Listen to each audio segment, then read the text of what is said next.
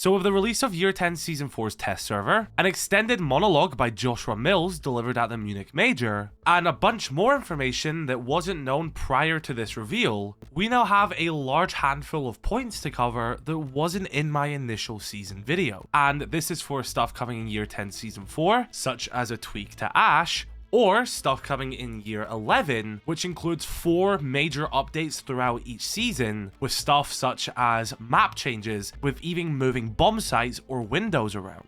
Yes, it's kind of crazy I have even more to talk about from this reveal, considering my initial video was almost 40 minutes long, and now there's even more information. So drop a like on this video if you enjoy, comment your favorite hard breacher going into Year 10 Season 4 with all their updates, and also hit the sub button if you haven't already. I can see if you're subbed or not, help me out, let's try and hit 250k subs. Right, let's first look into some of the stuff in Year 10 Season 4 which wasn't included in my initial video. So the first one I want to talk about is an update which has came to the down but not out stage, or also known as when you're injured. In the current build, when you are injured, if you want to slow the bleeding, you have to hold a certain button. On PC, for me at least, you have to hold F. If you aren't holding this input, you will begin to bleed out faster. Well, they have now completely reworked this mechanic and tidied it up. So now if you're injured and you're not moving, your character will automatically hold to stop the bleeding and you will bleed slower. However, if you then begin to move, you will start to bleed faster. Stop moving again, your character will then begin to hold the bleeding.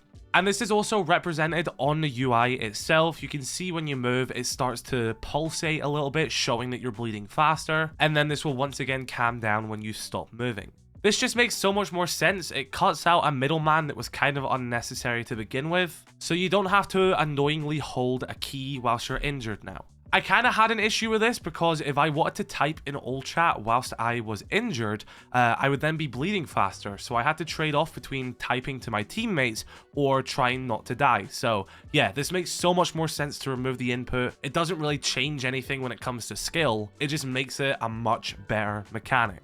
One of the main ones here is that Ashe has received a slight nerf, but it's mainly to buff Castle, which is a fair trade-off in my opinion. And that is the fact that Ashe will now be destroyed by electricity. Now, the reason for this is in Year 10 Season 4, Castle barricades can be electrified by Kaze's electric laws to give them a bit of a reinforcement. So, for this to actually work as a buff, they did need to change how Ashe's breaching charge work when it comes to electricity. And a little bit of an editor's note here for you all. I just tested this. It doesn't work on the test server. Ashe still destroys castle barricades. So what I'm about to say is how it should be working when the season starts, but currently on the test server, this isn't a thing, so just keep that in mind. That might be why some of the clips I'm going to show them still being broken, but this isn't how it's meant to be. I think Ashe's breach in charge should have been destroyed by electricity anyway, since the gadget has to drill itself into the wall anyway, or the castle barricade, for it to then begin its explosive process. The game's philosophy has always showed us that if a gadget touches an electrified surface,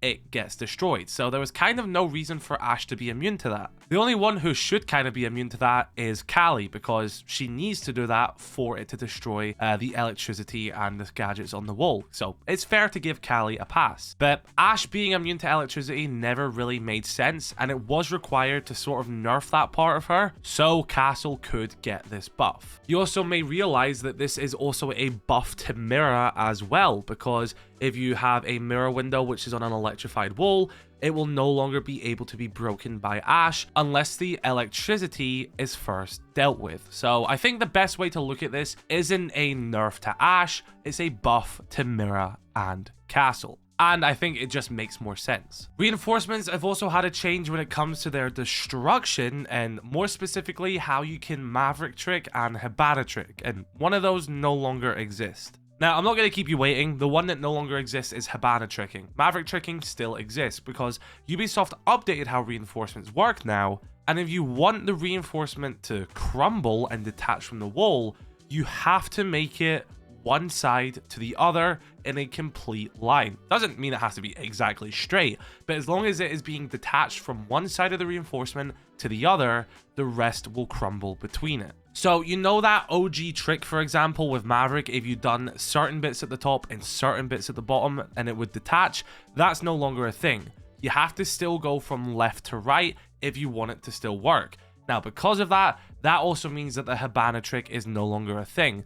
I mean, I guess you could shoot Cairo pellets from one side to the other, but it's not practical. I don't think you got enough for that, and it's just not a good way of doing it. So if you want to crumble and detach a reinforcement, you have to fully cut off the entire line from left to right for it to fall apart. That means the Hibana trick by placing 4 at the bottom and 4 at the top is gone, but I think that's fair enough. It cleans up the mechanic, and Hibana is strong enough this season anyway. Ubisoft just said this is to clean up the mechanic as well as to make it easier to understand for both sides as to what is going on with the reinforcement. Hopefully I explained this clear enough, but if you're still a bit confused, drop a comment, I can help explain a bit more. But yeah, hopefully this gameplay and commentary was enough. There's a few minor changes on the test server as well. One of the ones which was noticed is on Skyscraper, this sort of sniper's bay outside karaoke window. It still exists, and it's actually been buffed for the attackers here, as there is now cover you can hide behind whilst you are playing this position, and they also added a roof as well.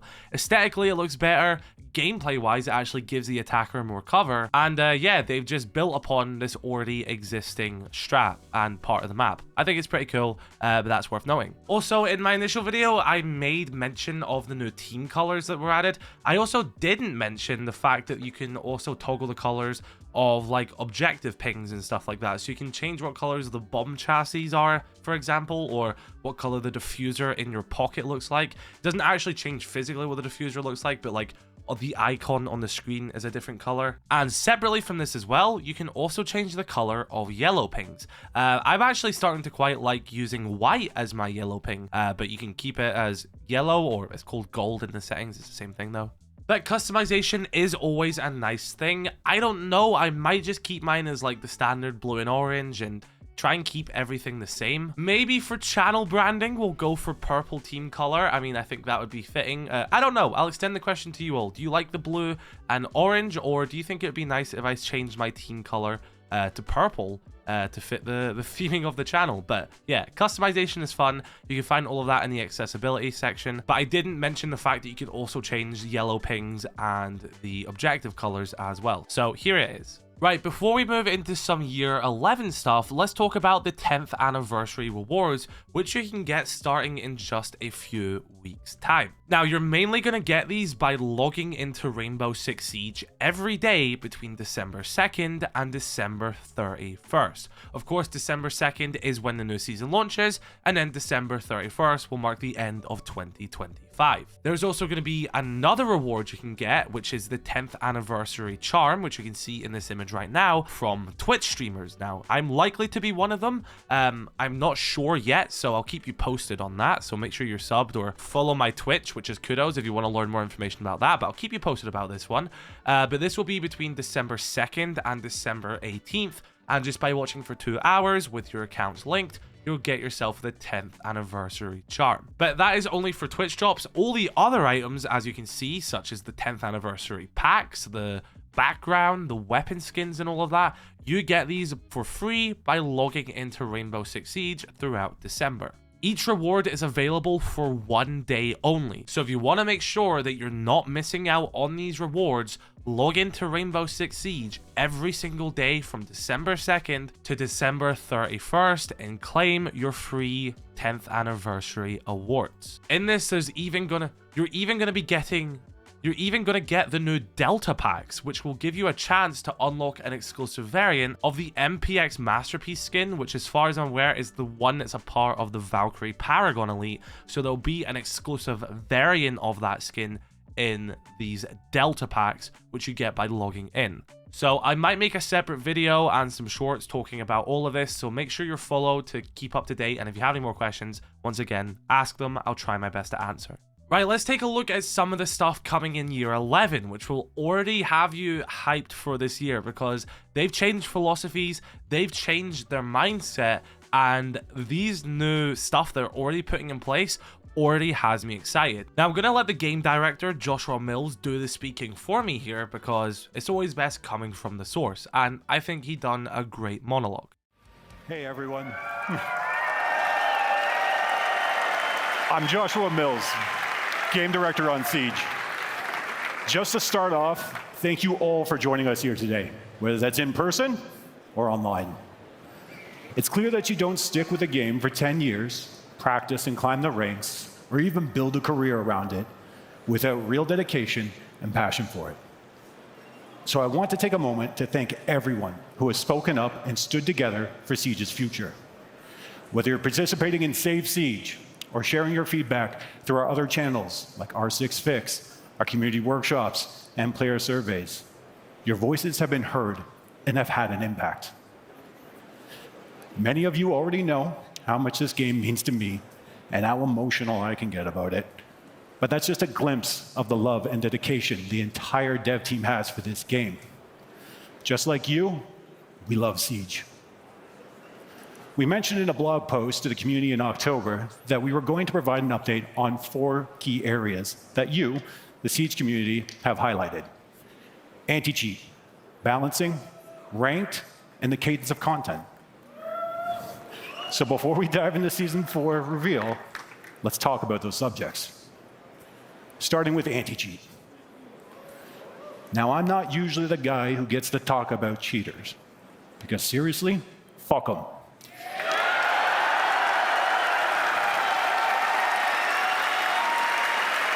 I can't stand cheaters, and I know you can't stand them either. Cheating has no place in this game, and honestly, it has no place in any game.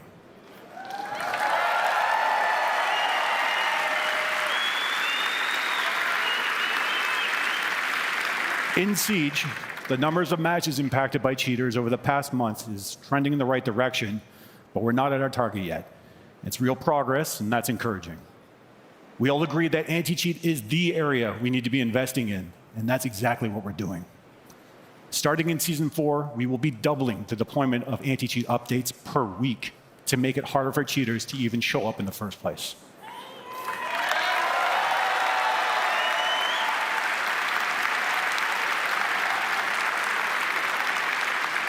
Additionally, the solutions we are reinforcing go beyond detection and bans. They're about prevention, meaning closing more access points for cheat makers. All of this while improving our tech. It's a constant battle, but it's one we are fully committed to. Our balancing philosophy is also evolving with your feedback. You've told us that balancing shouldn't come at the cost of fun or just be all about nerfs. So we've adjusted our approach. We will ensure balancing decisions go beyond just the data and better account for that fun factor. A clear example of this shift is the recent changes to both Denari and Solus. That's exactly the kind of change we want to keep making, finding the right balance without losing what makes Siege fun to play.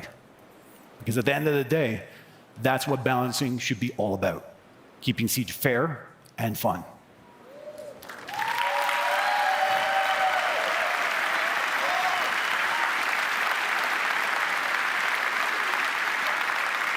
Fun isn't a binary data point, but it is the heartbeat of the experience.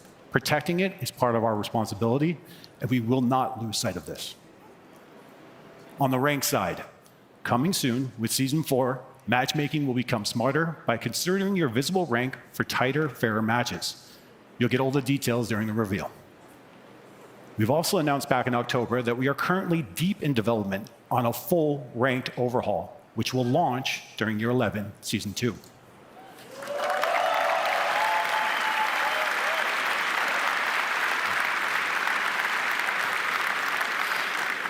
This overhaul aims to answer the feedback you've provided on Rank 2.0. It will introduce more transparency and visible skill tracking. As part of the ranked overhaul, a new feature, codenamed Top of the Ladder, will also be introduced. What is Top of the Ladder? It's a special playlist designed for the best of the best that will unlock each mid-season update starting in Year 11, Season 2. One of the requirements to gain access to this next-level competitive playlist is you need to be a champion during the current season. This is a fully visible MMR competitive leaderboard for the best Siege players. You will see exactly where you stack up against your region and the global standings. We will be actively monitoring and reviewing all players that enter this playlist to ensure that any bad actors are stripped from the leaderboard.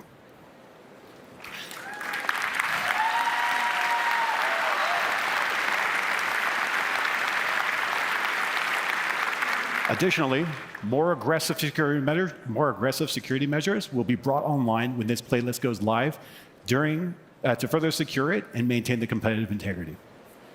We will reveal more about this playlist at SI, but what I can say for now is that being champion is one thing. Staying at the top of the ladder, it's a whole other level. We briefly mentioned last month our plans to deliver bigger seasonal updates, and now we're excited to introduce the new Year 11 seasonal cadence. Let's be clear, this is not the roadmap, but a glimpse at how we plan on shaping future seasonal updates to bring you fresh gameplay and content throughout the entire season starting next year, with Year 10 Season 4 being a step as we move towards this new direction. It's important to note that seasonal operators and other key features are not present in this cadence update, but let's jump into it. Each season will be split into 4 updates, an update every 3 weeks, and each will carry more weight. 4 balancing updates will be introduced per season to match this new cadence. 2 major and 2 refined. We'll get into the details at the 6 Invitational in Paris. Those updates will follow our new philosophy and keep the season evolving and exciting. You'll also see changes to the rotation of maps in the rank pool. This will happen twice per season, once at the launch and once at mid-season. We'll be introducing a new concept of targeted map updates midway through Year 11. Think of a redesign of a site in a rank map. Some doors are closed, windows are removed, or even relocating a wall or 2 to completely challenge how that site is attacked or defended. This can also include adding and removing multiple covers, or even an all-new objective site being added to a map. These map updates will continue each season after they're introduced. Finally, in Year 11, we'll also be bringing out the initial testing of the new 1v1 and 2v2 playlists. We'll be using the arcade seasonal slot for this, and your participation in these modes will help determine if we grow it into something bigger. As I wrap up, I think it's important to mention that we've really taken the time as a team to reflect on what makes Siege truly special and unique. The creativity, intensity, depth of strategy, the competition, and of course, all those unforgettable memories we've made together. As we enter Season 4, we want to be clear to all of you that the future of Siege is one where we are refocused on the core experience that truly defines Siege with its community at heart.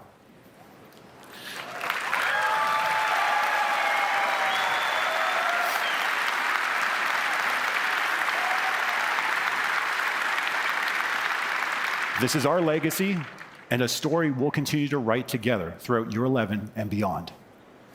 Now, this concludes my updates for today, but there's a lot more to come, and I'm already looking forward to seeing you all at the 6th Invitational in February, where we will unveil the full Year 11 roadmap. On behalf of everyone on the Siege. So to me, this just seems like there is an entire refocus and understanding now of what the community truly wants. They understand what they got to do going forward. They understand what is needed going forward. And especially with the more frequent updates throughout the season, the stuff like potentially even changing bomb sites around to breathe some fresh air into older maps, and the balancing, the everything. There's going to be 4 updates a season now, all of which are going to be, something to look forward to. That is their goal. They want you to look forward to a new update every few weeks for Rainbow Six Siege, which is just so exciting in my opinion. I know for some people, actions speak louder than words, and I think that's entirely fair, and as a consumer, you should be critical that way. But to me, it feels like they're as on the ball as ever now and focused on what truly matters with Siege, and I'm excited to see how Year 11 goes. This is the most, locked in I feel they felt in a long time, and yeah, actions will speak louder than words, but this is definitely a very good position they have put themselves in, and I think is definitely reassuring for a lot of players. And it also helps with the fact that Year 10 Season 4 is an example of these, words. The actions of these words are already showing through in Year 10 Season 4, which is already the best season of Siege X so far, and I think a lot of us agree that Season 4 is a good season. So they can build from that, follow this new cadence and philosophy, and truly deliver stronger seasons, then I think we're more than back. But yeah, I just wanted to make this update video since there was a lot more information that came out after the reveal, which I didn't know prior to the reveal itself, so I want to make this follow-up video. There may be even more hidden stuff in Year 10 Season 4, which I have missed, so again, I'll keep you updated. I doubt there's much more, so maybe they'll just be short form videos, like a short or a TikTok or something like that.